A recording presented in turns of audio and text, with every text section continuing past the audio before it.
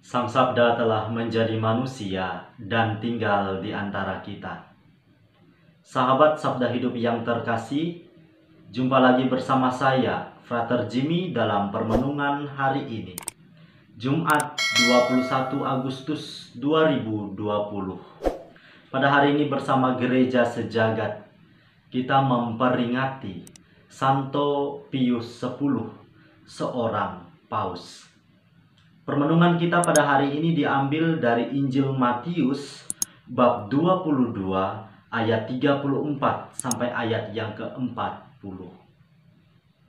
Mari kita hening sejenak, kita mempersiapkan hati dan pikiran kita untuk mendengarkan dan merenungkan sabda Tuhan. Dalam nama Bapa dan Putra dan Roh Kudus. Amin. Semoga Tuhan beserta kita sekarang dan selama-lamanya. Inilah Injil Tuhan kita Yesus Kristus menurut Santo Matius. Dimuliakanlah Tuhan.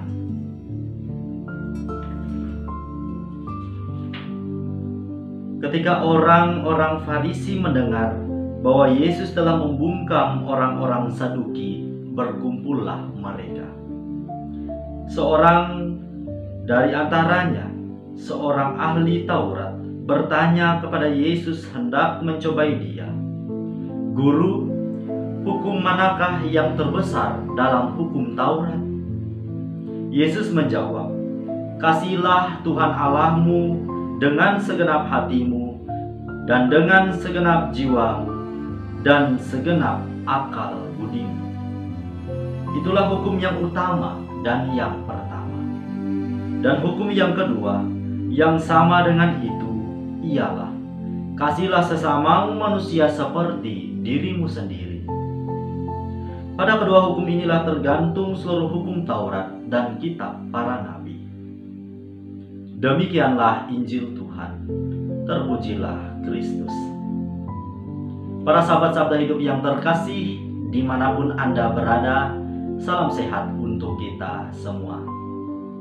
Pada hari ini bersama Gereja Sejagat kita memperingati Santo Pius X, seorang paus.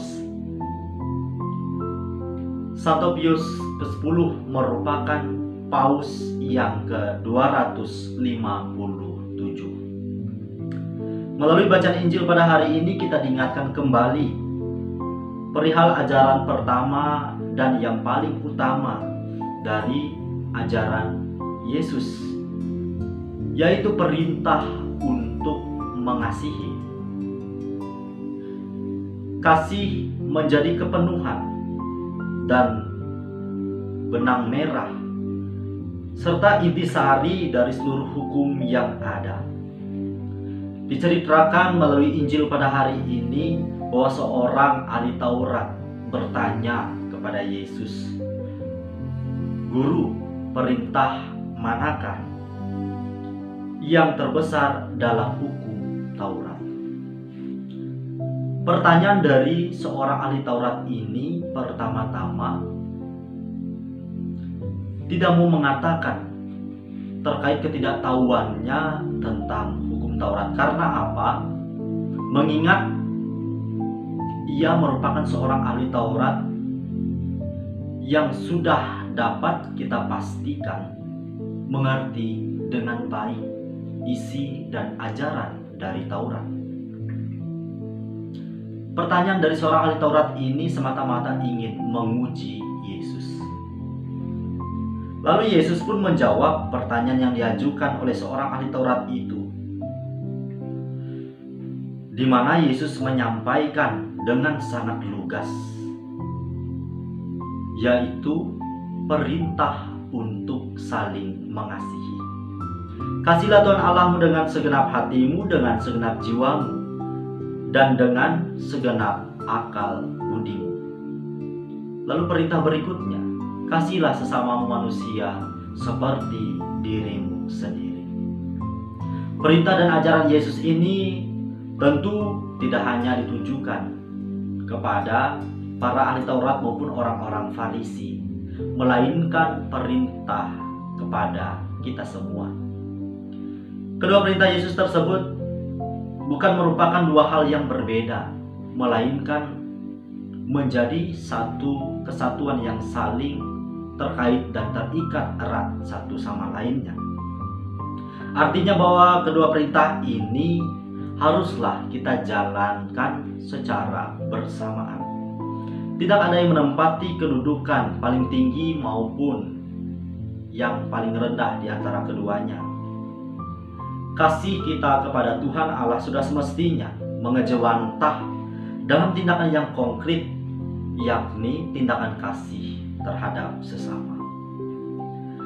Kasih merupakan satu kata yang begitu indah kita dengar.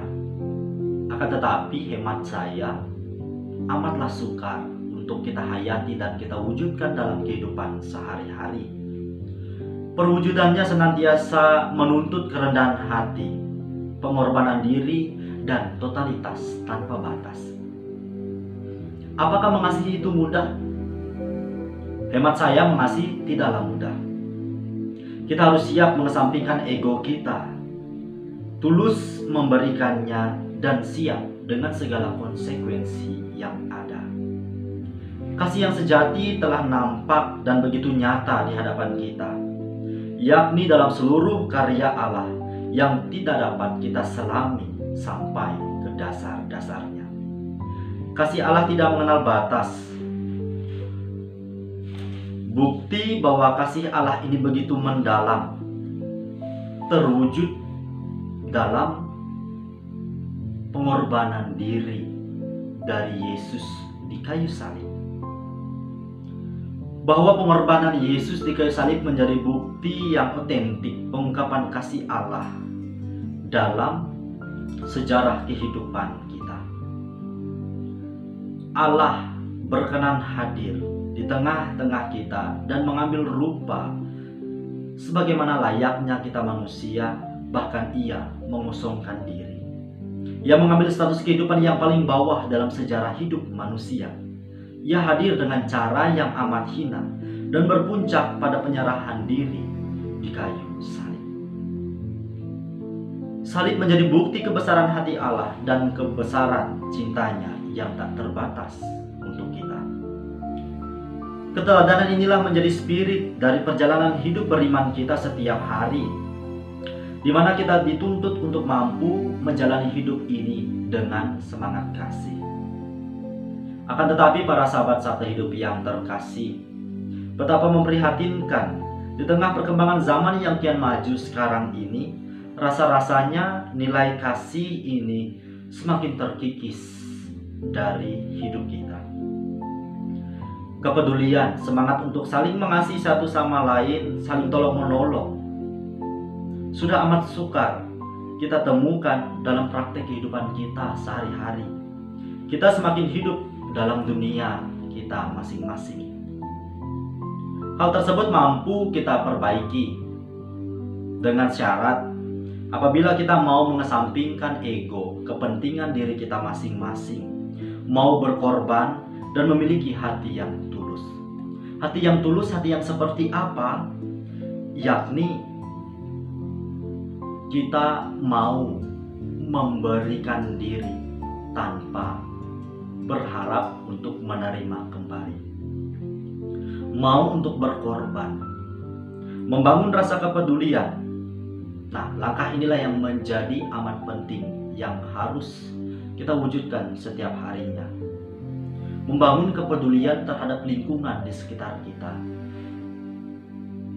bahwa begitu banyak saudara dan saudari kita yang membutuhkan uluran tangan kita. Mereka yang tersingkirkan, mereka yang lemah dan tidak berdaya, mereka yang membutuhkan kasih mendalam dalam kehidupan sehari-hari. Maka dari itu, hendaklah kita mengambil bagian, menjadi pribadi-pribadi perpanjangan tangan Allah untuk menopang mereka, menghadirkan kasih Allah yang membawa ketenangan, kenyamanan, dan rasa aman dalam hidup mereka. Hendaklah kita menjadi cahaya yang menerangi mereka di tengah pekatnya kegelapan hidup yang mereka jalani setiap harinya. Bahwa bagaimanapun Percayalah, cahaya lilin sekecil apapun ketika ditaruh di tengah pekatnya kegelapan, ia akan tetap terlihat. Demikian pun dengan hidup kita, sekecil apapun kebaikan yang kita hadirkan, maka buahnya tetap terasa. Oleh sebab itu, maukah saya, Anda, dan kita semua membuka diri menjadi perpanjangan tangan Allah untuk menghadirkan berkat di tengah kehidupan bersama setiap hari.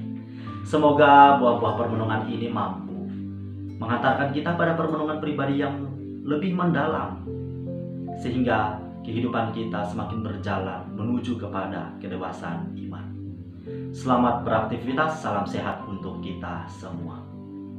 Semoga Allah yang Maha Kuasa memberkati kita, melindungi kita terhadap dosa, dan menghantar kita ke hidup yang kekal dalam nama Bapa dan Putra dan Roh Kudus. Amin.